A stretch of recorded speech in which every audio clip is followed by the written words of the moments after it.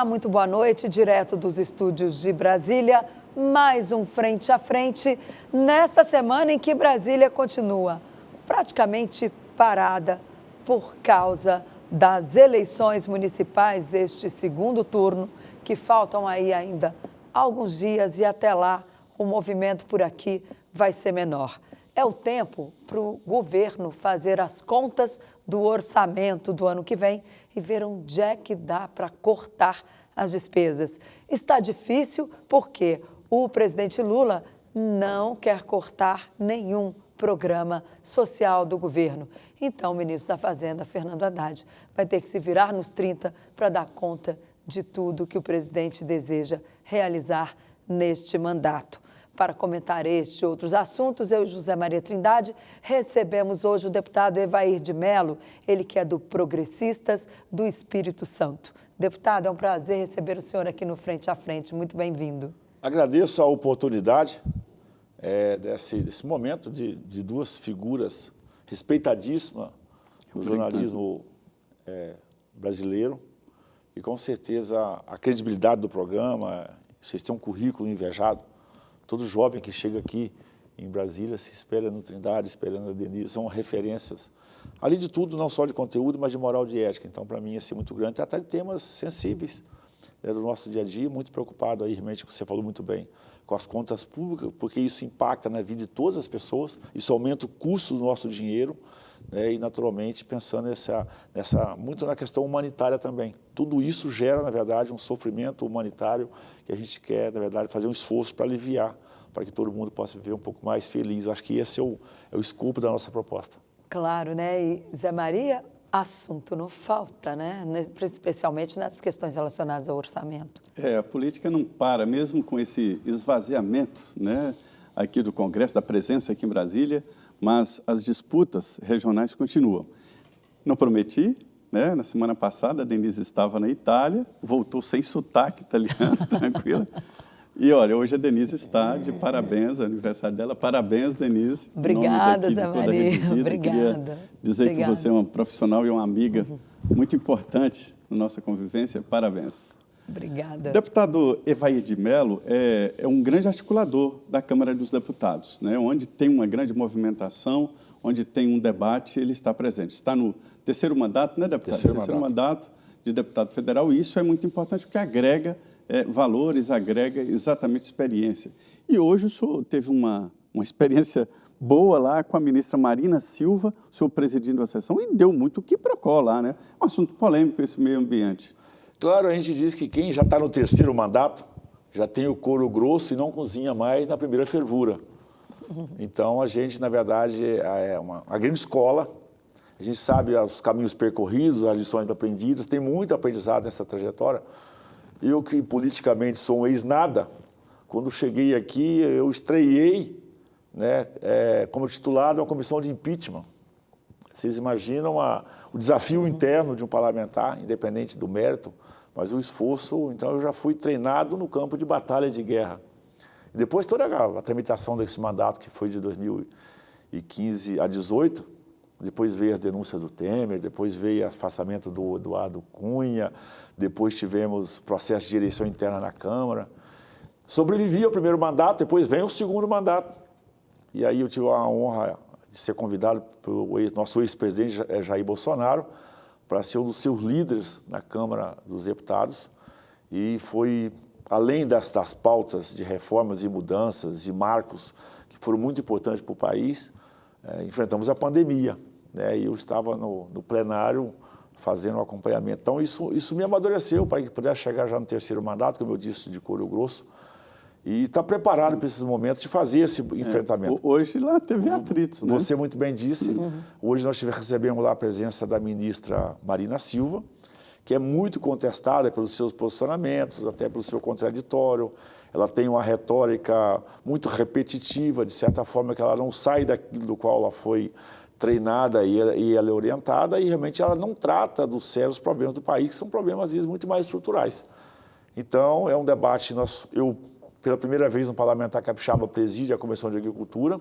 Nós aprovamos esse requerimento na Comissão de Agricultura, então levar a ministra do Meio Ambiente da Comissão de Agricultura é algo emblemático e importante. E lá estiveram dezenas de parlamentares e foi um debate caloroso, um debate quente, né, um debate rico, de certa forma, de vez em quando lá a coisa dá uma esquentada para um lado e para o outro. Quem me conhece do plenário sabe que, quando eu estou no plenário, meus ânimos um pouquinho mais acirrado, mas estando na presidência, eu também tenho a responsabilidade de fazer essa condução. De certa forma, que é a oportunidade dos ministros irem à Câmara dos Deputados, que é a verdadeira casa do povo, para que possa ser arguído, poder fazer suas movimentações e, naturalmente, depois, não só pela repercussão da imprensa. Você acha que ela convenceu sobre esse exagero em queimadas em todo o país? 60% do território brasileiro ficou tomado por fumaça, que é uma situação muito complexa. E esse é um tema que foi debatido durante a campanha e prometido, né? A ministra não convenceu. Os dados dela são dados realmente muito ruins, porque se você pegar os 3 maiores ciclos de incêndio no Brasil, são os 2 períodos do governo Lula e desse governo Lula agora. Então, a ministra ela não tem currículo para falar desse enfrentamento. Ela se desculpa demais, se justifica demais, muita dificuldade em prestar conta da questão do Fundo do Amazônia. Ela tem muita dificuldade em dizer dessa relação dela com essas ONGs. E ela, na verdade, ela tem um enfrentamento direto com o setor produtivo, do qual ela não tem conhecimento, ela não tem habilidade. É lamentável para um país como esse, porque o Ministério do Meio Ambiente é extremamente importante. Ele é um ministério que atua em todos os ministérios, né? Ele tem a entrega dele repercute em todos os ministérios. De obras, de todos, saúde, obra, educação, agricultura, infraestrutura, minas e energia, tudo passa pelo meio ambiente. Então, o Brasil precisa de um Ministério do Meio Ambiente que sirva aos outros ministérios. Ele não pode ser dono de uma pauta própria. O Ministério do Meio Ambiente ele tem que ser um ministério para ajudar o Ministério das Minas e Energia. Da mineração, por exemplo. O Ministério do Meio Ambiente tem que ajudar o Ministério do Transporte, licenciamento de rodovias, ferrovias, portos e aeroportos. O Ministério do Meio Ambiente tem que ajudar o Ministério da Agricultura. A gente se liga muito à agricultura. Sim. Mas o Ministério da... Hoje é um grande ativo. O Ministério do Meio Ambiente é quem faz licenciamento para hospitais, para a unidade de saúde, que acompanha e monitora recolhimento de lixos e embalagens. Então, ele é um ministério que ele tem essa missão. Mas a Marina Silva, não tendo essa compreensão desse aspecto amplo do ministério, ela reduz o ministério só nas suas teses, teorias e interesses. Isso é muito ruim para o país. Agora, porque hoje, literalmente, eles param o país. Se o Ministério do Meio Ambiente não prestar atenção, não buscar a preservação ambiental, o Brasil vai ter problemas também lá fora na hora de assinar os acordos com a OCDE, na hora de vender os seus produtos para mercados internacionais na Europa. Eu acabei de voltar de lá, eles estão cada vez mais exigentes em relação às regras ambientais e à proteção ambiental. Tudo bem que eles fazem isso até por uma questão de proteger os seus próprios empresários, o seu próprio mercado, mas é preciso ter um equilíbrio aqui também para não dar argumento para lá. Essas queimadas que nós passamos aí esse período, isso não estava no script. Essas queimadas foi um claro descontrole do governo, que sabia do período seco que ia acontecer. Esse é um risco de queimada. O Brasil é um país continental. Citamos como exemplo, a resposta imediata que o governador Tarcísio conseguiu dar no estado de São Paulo, né? De humildade, pediu ajuda ao governo federal, inclusive, pediu ajuda ao setor privado. O Tarcísio, em horas, mobilizou milhares de pessoas do setor privado, equipamentos do setor privado e conseguiu dar uma resposta.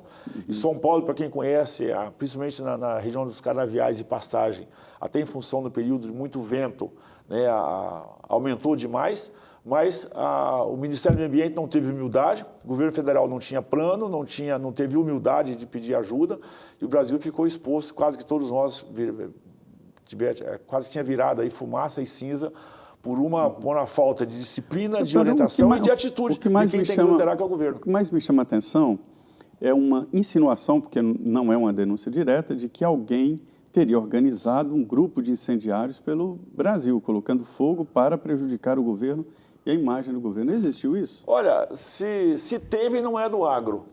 Eu não vou entrar mas tem muita investigação por isso. Mas a ministra Marina Silva, inclusive, ela gosta de jogar sempre a culpa no agro, como se o agro fosse o único, a atuar nesse meio no país. Lembrar, Denise falou muito bem, o agro brasileiro é o mais responsável e sustentável que o mundo tem, porque é um agro, inclusive, advento da ciência, tecnologia e da inovação.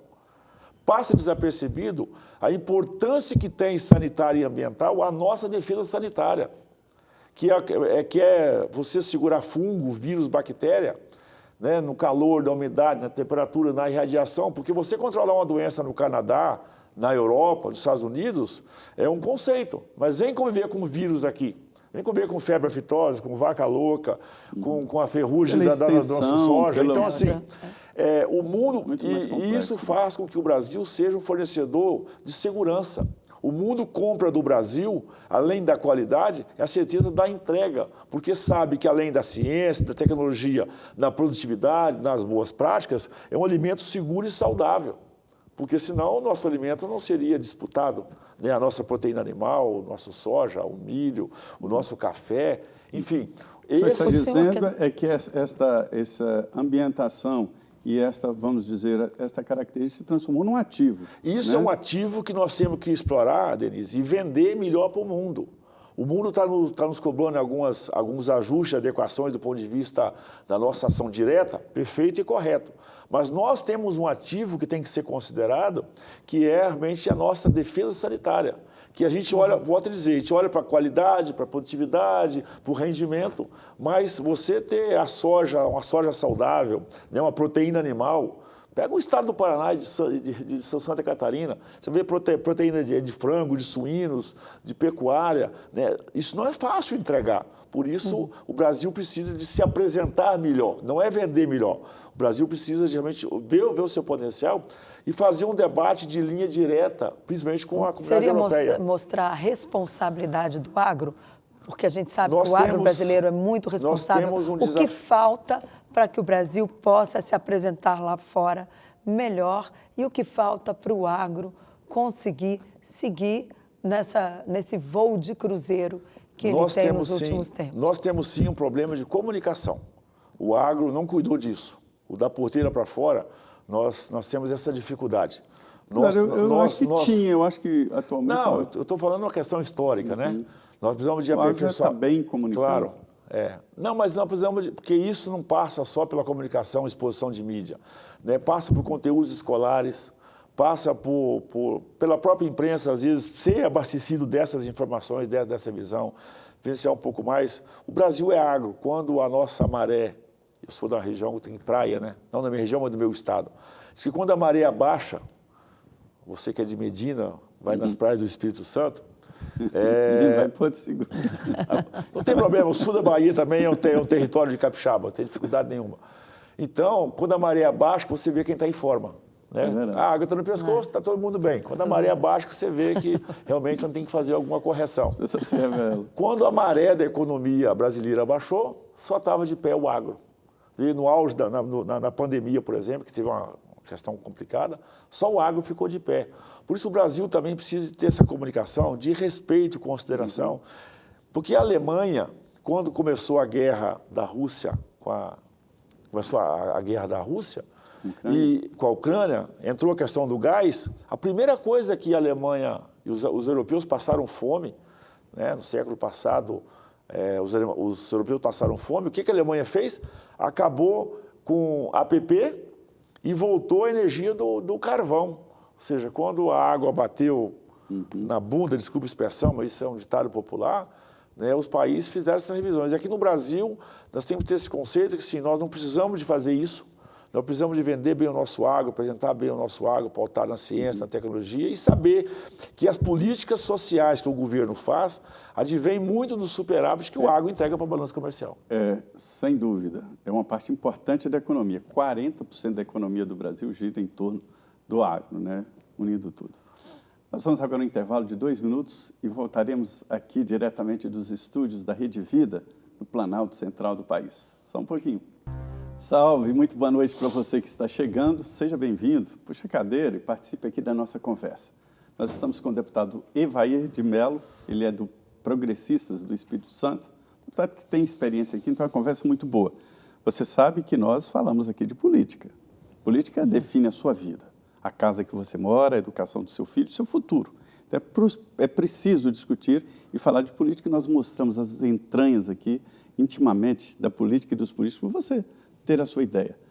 Deputado, a reforma tributária foi vendida como uma grande conquista do Brasil. Primeiro, em simplificação, e eu concordo, vai simplificar. Mas há, vamos dizer, desequilíbrios, né, de setores, setor produtivo, setor de serviço, setor de agro, na reforma tributária. A parte da emenda à Constituição já está promulgada. O que esperar agora desta regulamentação que já passou pela Câmara e está no Senado? Primeiro, deixar assim a nossa crítica a esse texto que avançou, porque nós sonhávamos, porque quando você fala da reforma tributária, o governo pensa em arrecadar naturalmente para fazer os seus trabalhos essenciais e os seus investimentos. Para isso, nós precisávamos de ter feito, antes disso, uma reforma administrativa, para realmente ter o entendimento do tamanho da nossa máquina pública. Nós fizemos uma reforma tributária sem controle do crescimento de despesas do governo. Portanto, o nosso sonho era simplificar, o nosso sonho era pagar menos, aumentar a base de arrecadação, mas todo mundo pagando menos, e simplificação. Simplificamos, mas todo mundo vai pagar mais. É esperar agora, na regulamentação, que possamos produzir um texto a mitigar esses impactos do aumento da carga tributária para os brasileiros. E do jeito que está indo, é porque existem ainda dúvidas, o Senado está lidando com isso. Um grupo de setores que foi beneficiado pela regulamentação da reforma tributária paga menos. Isso onera o IVA nacional, que pode chegar a 30%. Vai ser o maior IVA do mundo, porque exatamente isso, sem reforma administrativa, ela foi um engodo, porque daqui a pouco vão ter que fazer uma outra reforma tributária. Mas o setor de agro ganhou tudo, né? Mas nós temos que olhar para o país, mas o que o agro entrega também é isso em compensação, porque a reforma tributária é onde você faz, na verdade, tomar decisões para quem você vai potencializar. Na verdade, é como fosse na sua empresa, o setor que está mais produtivo, que dá mais resposta. Porque o agro não cumpre um papel só econômico, né? O agro também tem um papel social extremamente importante, a sua capilaridade do território nacional. Portanto, o agro não quis privilégio, o agro não quer privilégio. E nós precisamos saber que nós somos competitivos com outro país. Eu não posso ter um setor aqui no Brasil, eu não consigo vender tributo. Portanto, o que o agro trabalhou, e nós atuamos muito fortemente nisso, é para que o agro tenha condições de produzir alimentos de qualidade para chegar na mesa dos brasileiros e, naturalmente, também ser competitivo nesse mercado internacional. Ter capacidade, né, de exportação em pé de igualdade. Né, claro, lá fora. E não se esqueça, os senhores, que o agro gasta energia, que o agro gasta combustível, que o agro compra máquinas e equipamentos, que vai na indústria metal-mecânica, na metalurgia. Faz girar a economia, né? O agro é muito mais do que uma propriedade. Então, o produto em si pode ter uma condição de uma tributação melhor, mas ele compra trator, ele compra trator, ele paga energia, ele compra combustível.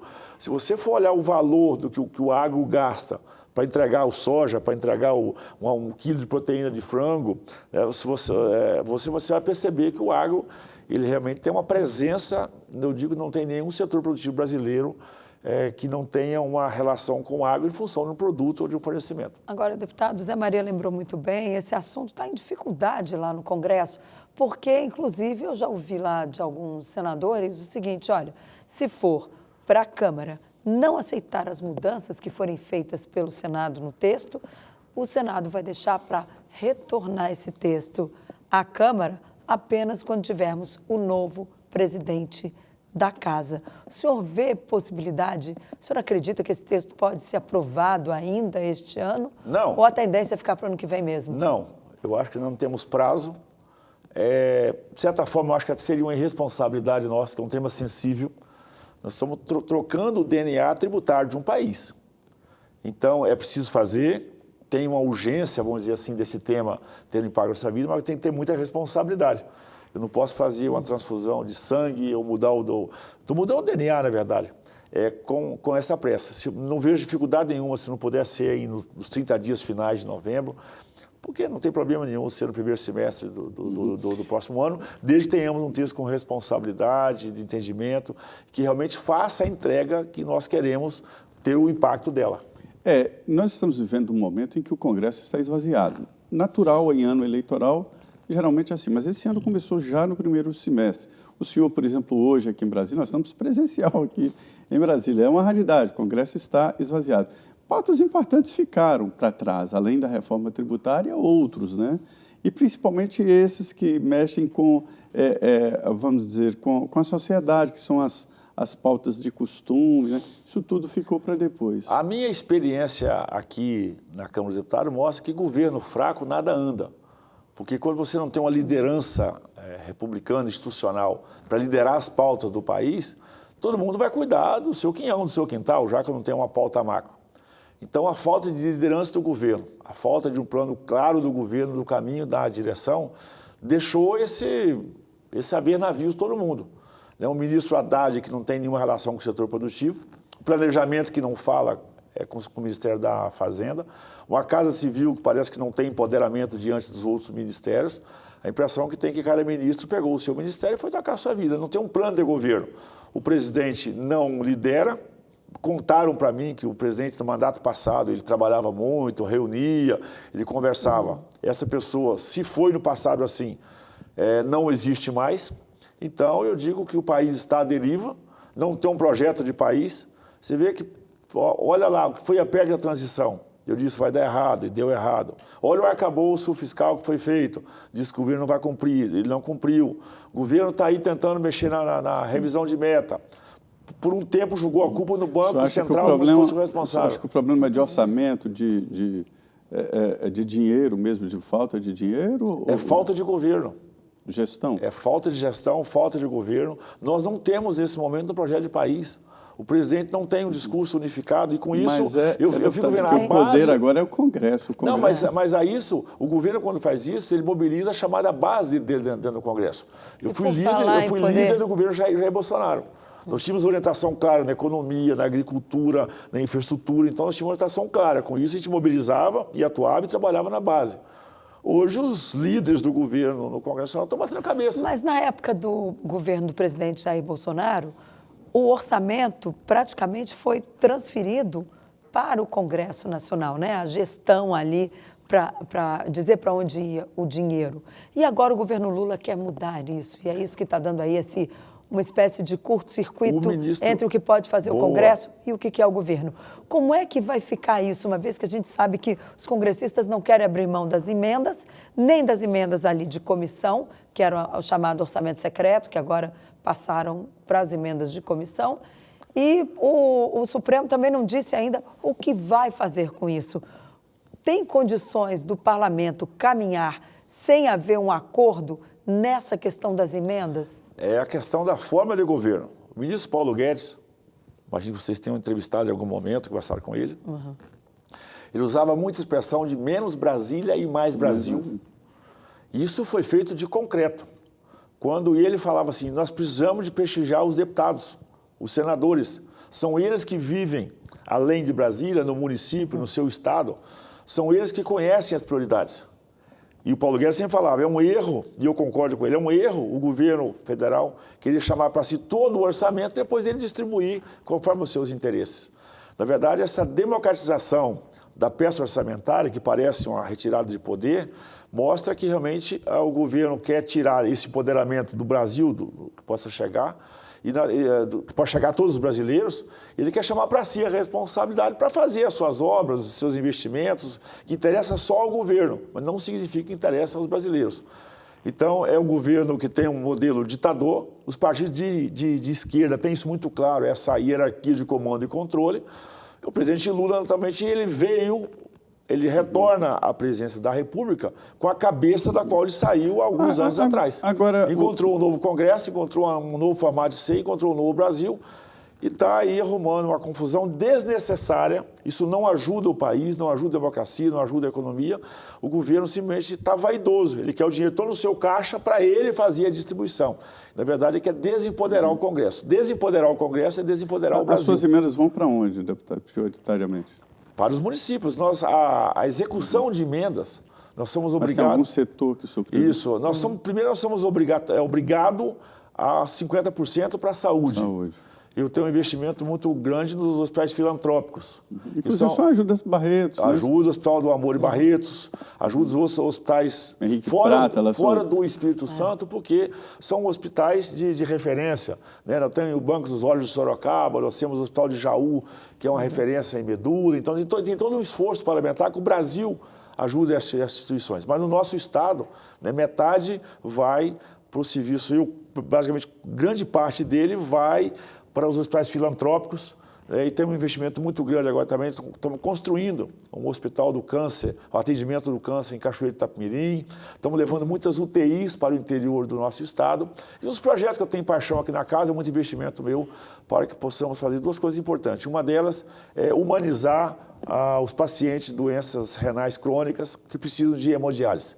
Só quem precisa de hemodiálise quem sofre, né? que sabe o que é imagina uma família do interior, né, lá de Medina, da sua terra natal, lá do nosso Espírito Santo, que tem que sair 2, 3 horas da manhã de casa para ser atendido às 10 horas da manhã na Grande Vitória, chega praticamente 24 horas de estrada, passa um dia e já volta no outro.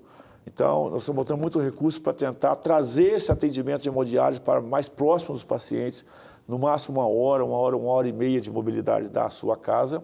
E também estamos destinando recurso agora para um outro sonho nosso, que é zerar a fila do SUS, um projeto do qual passaram 30 dias. Se o SUS não atender os pacientes, começando pelos pacientes de Cadinho Único, ele está autorizado a fazer no setor privado e o Estado vai ressarcir isso de forma imediata, de forma que precisamos de olhar o atendimento. Depois a gente resolve a questão financeira. Agora, o senhor acha que vai ser possível chegar a um acordo com o STF? Olha, o problema é que o STF está se metendo num assunto que não deveria. O STF está comprando as dores do governo. Esse compadrio de STF com o Executivo é muito ruim para o país. O STF deveria se ater a seus preceitos constitucionais, mas com o Executivo fraco, né, o STF se apropriou dessa prerrogativa e o governo não tendo base concreta na Câmara dos Deputados e no Senado, não tendo um projeto claro de governo, fica despachando no STF. A impressão que tudo que o governo quer fazer, ele está usando essa aparente legalidade com o apadrinhamento do STF, que é muito ruim, né? Nós estamos no pior momento, mas vai piorar muito ainda, e o Brasil vai ter sérias consequências desse compadrio entre o Executivo e o STF, que é simplesmente ruim. O STF deveria se ater, né, aos seus preceitos constitucionais, à sua estrita legalidade, e parar de se meter. Está atrapalhando? E muito. Ele está querendo legislar, ele quer legislar, ele quer ser executivo e fazer a interpretação. Aí não dá. Né? Agora... Ele quer ser o técnico do time, quer ser o capitão do time, quer ser o juiz de VAR. Ele quer e ser as notícias são de que está se espalhando pelo interior. Quer dizer, os municípios também, os juízes estão... Isso, na verdade, está contaminando o chamado juízes de carreira, né, de todo o país, e o judiciário tem um ativismo do judiciário que é extremamente ruim e traz muita insegurança, porque aí ele cabe à interpretação, né, um jargão popular, né, ao juiz cabe a interpretação, e cabeça de juiz não é aritmética. Então, imagina a insegurança jurídica de investimento, tomada de decisão, de posicionamento, quando você tem agora, essa semana mesmo aí, o STF notificando parlamentares por palavras ditas na tribuna do plenário Ulisses Guimarães. Ou seja, é uma intromissão, isso é uma intromissão ditatorial. Então, os brasileiros têm que saber que realmente essa é uma agenda preocupante, essa postura ditatorial do STF, que tem um executivo de joelhos, é muito ruim para o país, é muito ruim para as pessoas e, na verdade, é muito ruim para a nossa liberdade, da qual nós lutamos tanto por ela. Agora, esse assunto, emendas, ele já está ali ao tempo de resolver, que é agora, está chegando junto com a campanha para presidente da Câmara. Como é que esse assunto embolado pode prejudicar algum dos candidatos? Eu acho que os deputados que têm apoio da base do governo vão ter muita dificuldade, porque o governo não tem um plano, não tem uma proposta, é refém do STF. Eu quero ver um presidente da Câmara dizer que tem um apoio da base do governo para sentar na presidência da Câmara, se ele está desempoderado, na verdade, tratar um tema importante com o STF, que diz que a qualquer momento vai se meter no assunto. Ok, nós vamos para um rápido intervalo. Eu convido você a permanecer aqui conosco. Nós voltamos em 2 minutos com o deputado Evair de Mello, ele que é do Progressistas do Espírito Santo. E não sai daí porque ainda tem muito assunto aqui no Frente a Frente da Rede Vida de Televisão. Voltamos em 2 minutos. Olá, estamos de volta com Frente a Frente, é o nosso último bloco. E hoje eu e José Maria Trindade recebemos o deputado Evair de Mello, ele que é do Progressistas do Espírito Santo, partido também do presidente da Câmara, Arthur Lira, e também é o partido que é comandado pelo senador Ciro Nogueira, lá do Piauí. O senador estava me dizendo, deputado, lá nessa viagem, que ele também estava lá, ele também foi um dos palestrantes do Fórum Esfera. Brasília estava lá, né? Pois é. Só eu de idade estava lá.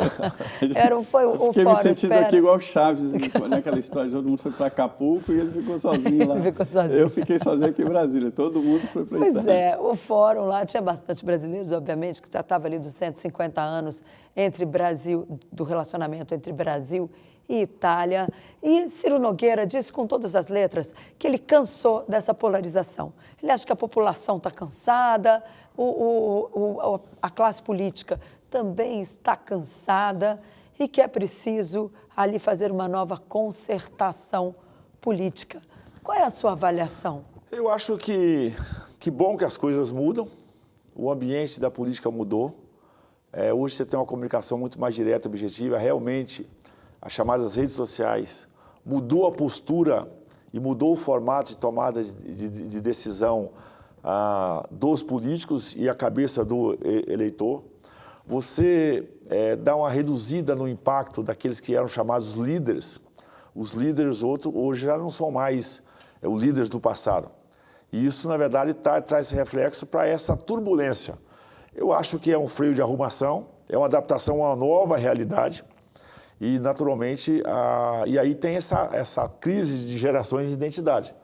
Mas eu acho que essas eleições municipais foram extremamente importantes, porque eu presenciei no nosso estado, né, quem foi para a eleição municipal com debate ideológico ou simplesmente de lacração, as urnas negaram. Né? Você percebe que você tinha que ter... Primeira coisa, as pessoas, hoje todo mundo tem muita informação. Então, político mais não é o cara que leva novidades. As pessoas já sabem das coisas. O que o eleitor quer saber é qual o seu posicionamento diante de tema. Tema como aborto, como drogas, enfim. É quase uma inversão, né? Você muda, porque o eleitor ele já tem a opinião dele, ele quer saber só a sua, se é a favor ou contra. Você não precisa ficar argumentando. Ele interfere, né? Interfere. No trabalho da Câmara. Então, ele juntou um pouco disso. Se esse candidato ele tem as respostas da qual eu penso, então ele vota por uma ideologia nesse primeiro momento assim, mas se além disso você é capaz de cuidar do buraco da rua, da fila do posto de saúde, da estrada que tem que ser consertada, da iluminação pública, um conceito, nessa eleição eu vi dois conceitos extremamente importantes, que é da utilidade e da solução.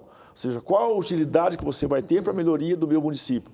E qual a solução que você tem para os meus problemas diante daquilo que você pensa? Ou seja, saiu um pouco dessa questão da ideologia, né? E a gente viu aí o sucesso dos partidos de centro.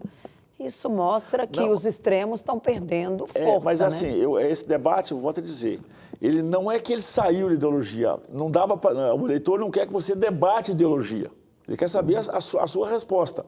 Não é para você ir para a campanha eleitoral ficar debatendo aborto, ficar debatendo droga, que são a questão de liberação de armas. Ele não quis esse debate, ele quer saber a sua posição. E aí ele tomou a posição dele para saber, olha, esse candidato aí, ele é contra o aborto, é contra a drogas, é a favor da liberação de armas. Isso está pronto. A resposta é aritmética, assim, ela é exata.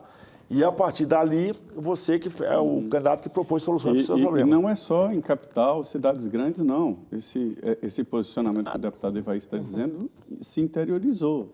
O Brasil inteiro é unificado hoje, não tem mais o cara de São Paulo, de Belo Horizonte, Recife. Ele não é mais informado ou menos informado. Uma aldeia global. Não, está todo mundo conectado, sabendo das coisas. Eu acabo a audiência aqui na Câmara, quando eu levanto da mesa, eu já olho meu telefone, eu já acompanhei o teu ao vivo, minha opinião sobre isso, as pessoas já se posicionam. Então, nós tivemos um empoderamento do cidadão. As redes sociais, basicamente elas empoderaram o cidadão. Isso é positivo, né, Gatinho? Isso é extraordinário, né? Primeiro é que a rede social só chegou graças à tecnologia. Tecnologia e educação aplicada. Eu não posso querer questionar porque quem estudou, se formou na boa escola, produziu isso que está posto aí. Foguete está dando ré. Né? Eu não sei que de vez em quando a gente usava esse jargão, né, essa demonstração. Que foguete não dá ré. Que foguete não dá ré, popular no nosso dia a dia. Imagine que a nossa geração... Eu vi aquela imagem já por umas 1000 vezes, mais ou menos, porque, assim, aquilo é uma mudança de paradigma. Daqui a pouco você vê um robô que é chamado de humanoide, o Optimus, e você vê um carro que praticamente é um banco de praça que você senta e te leva para onde você quiser fazer. Isso, primeiro assim, isso é educação aplicada. Isso vai mudar o nosso comportamento. Já vai em UTIs hoje, mudou, não tem né? mais gente, é tudo máquina. Tudo automatizado. Agora, deputado, o que vai para o bem vai para o mal também, né? Essas fake news que antes era aquele boca a boca que o cara espalhava na eleição ali, em cidades do interior, agora está nas redes sociais e até conseguir desmentir. Olha, mas uma informação falsa que circula, já passou a eleição. A minha percepção desse processo eleitoral agora é que foi bastante reduzido, porque a capacidade de checagem é muito rápida. Então, se você solta uma notícia falsa, no primeiro momento, para você, com você corrida, você sai muito na frente, mas você não tem fôlego para chegar. Porque daqui a pouco você é desmentido e o efeito é pior ainda. Você passa Por exemplo, aquele do Marçal lá, em que ele fala da questão do Boulos, de um prontuário falso. Aquilo ali, ele mesmo já reconheceu que foi uma... ele mesmo reconheceu com a equipe dele que foi um equívoco ter feito aquela manifestação. Então, isso é pedagógico, né? É um erro novo, né? Que nós não podemos agora cometer esses mesmos erros. Mas eu acho que a questão de fake news, então, ela foi muito reduzida porque a capacidade de checagem e de dar respostas, ela é muito rápida. Eu mesmo, na campanha eleitoral agora, recebi um texto que tinha uma fake news sobre a minha pessoa. No primeiro momento, baixo astral, você fica na guarda baixa. Quando eu produzi um material dizendo que aquela informação não ficava de pé, que não era verídica, o candidato que tinha feito isso dissolveu. Porque a sociedade não vai admitir nunca um mentiroso. Claro. Ele pode até admitir alguém que pensa diferente, que é contraditório, mas um mentiroso jamais. Então, se você espalha uma fake news, na sequência você é tido como mentiroso. E aí você perde a credibilidade. Isso sempre foi assim. Nas campanhas eleitorais havia todo um cuidado. Olha, não colocar nada falso, né? Sempre, antes até das mídias sociais. Porque aí funciona como uma vacina. Então, tudo que você falar no futuro fica descredibilizado. O senhor arriscaria aí uma projeção para a disputa presidencial de 2026? Eu acho que vai estar polarizada, o sentimento que eu tenho, porque, de novo, né, esse distensionamento para os municípios não é a realidade da discussão nacional. Porque as pessoas estão entendendo assim, quem cuida lá do seu município é o seu prefeito. Nós já elegemos os nossos prefeitos. Os governadores também têm esse modelo que é igual ao governo federal. Então, de novo, aí sim, porque para governo é prioridade onde ele bota dinheiro. Então, o governo Lula, que a prioridade dele é as ONGs, a prioridade dele são os benefícios sociais sem critério igual ele faz, ele coloca dinheiro lá, que não deixa de ser um viés ideológico. Mas, naturalmente, o Brasil carece de infraestrutura, investimento em energia, em estrada, portos, aeroportos, né, realmente nessa parte mais estrutural. Então, eu acho que não são os mesmos conteúdos da eleição passada. Porém, do ponto de vista ideológico e pragmático... Mas é que estão aparecendo novos nomes, né, no processo. Quem é o candidato que o senhor aposta? Não, eu sou o Jair Bolsonaro. Mas o Jair Bolsonaro, por enquanto, ele está inelegível. Continuado esse cenário, se tivermos esse cenário da inelegibilidade de Jair Bolsonaro presente lá na frente... Quem é o seu plano B aí? Eu tenho certeza que o Judiciário vai reconhecer o equívoco que cometeu e vai permitir ao Jair Bolsonaro estar pronto para poder retornar à presidência da República. E tem uma coisa muito bacana no Bolsonaro, eu trabalhei com ele, posso dar testemunha, a capacidade dele de aglutinar em torno dele novas lideranças e dar oportunidade para essas lideranças dialogarem para com o país. Portanto, eu estou muito seguro que o projeto dele, ou liderado por ele, é o melhor projeto para o país. Esses novos nomes aí, Pablo Marçal, o próprio governador de São Paulo, Ronaldo Caiado, não impactam, não podem mudar, não?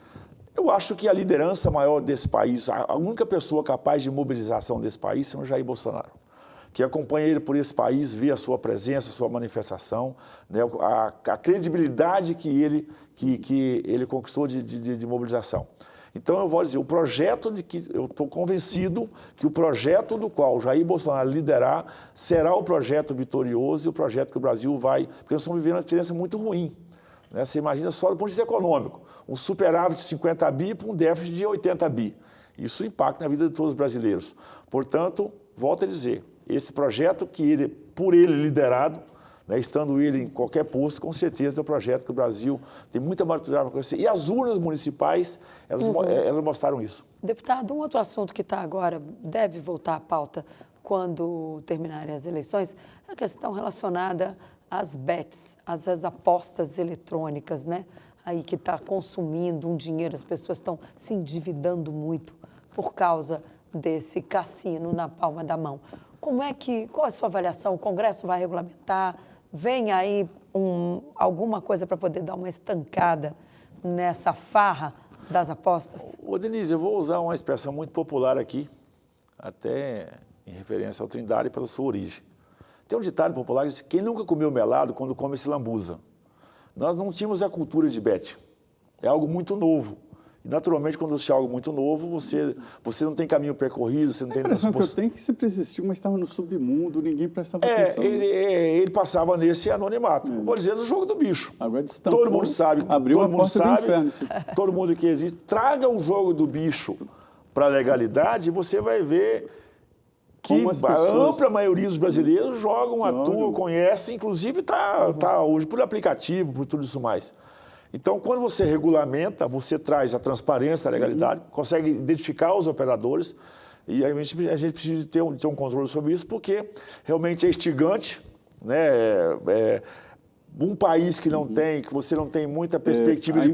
A impressão que eu tenho é que o Congresso vai tomar a mão disso aí e regulamentar, mas para que lado? O que toda pessoa sonha é com ter prosperidade, né, na sua vida econômica, para construir no país capitalista a sua liberdade.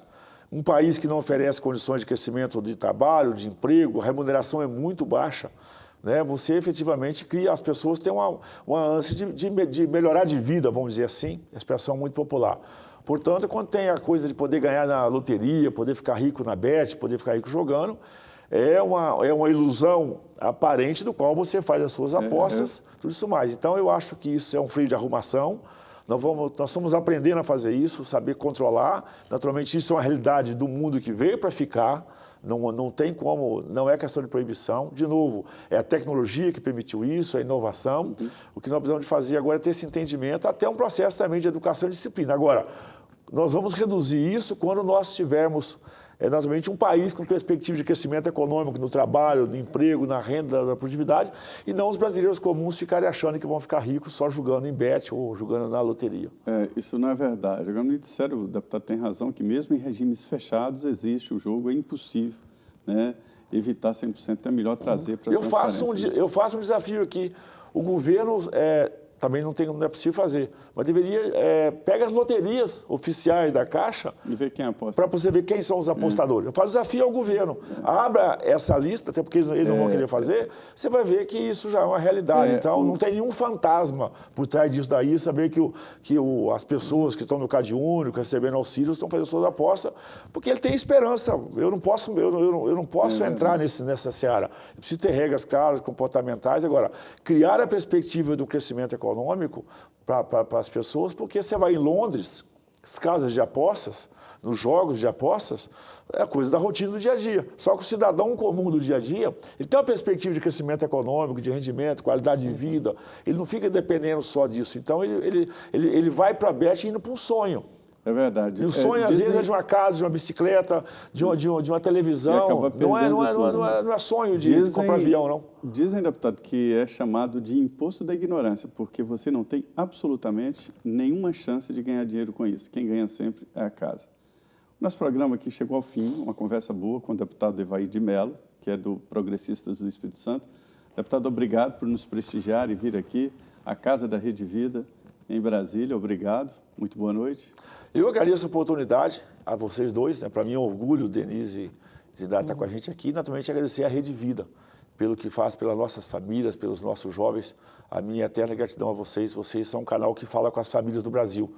Então é muito bom saber que tem um canal do bem, que fortalece o maior valor que esse país tem, que são as nossas famílias, os nossos princípios culturais e religiosos. Assim nós vamos organizar um país cada vez melhor. Obrigado por vocês. Muito obrigado, deputado, e obrigado ao aniversariante do dia. Parabéns, Denise. Obrigada, Zé Maria. Obrigada, deputado, mais uma vez por ter aceito o nosso convite. E obrigada a você que esteve aqui conosco até agora. E para você saber que aqui na Rede Vida, dia de aniversário, Também é dia de trabalho. Muito boa noite. Trabalho é uma dádiva. É verdade. É isso, foi uma boa conversa. Muito obrigado por estar aqui no Frente a Frente. Prometemos sempre levar o debate até você. Muito obrigado, muito boa noite. Continue aqui na Rede Vida. Começa agora o Jornal da Vida, que traz aí as notícias nacionais e internacionais. É isso, fiquem com Deus.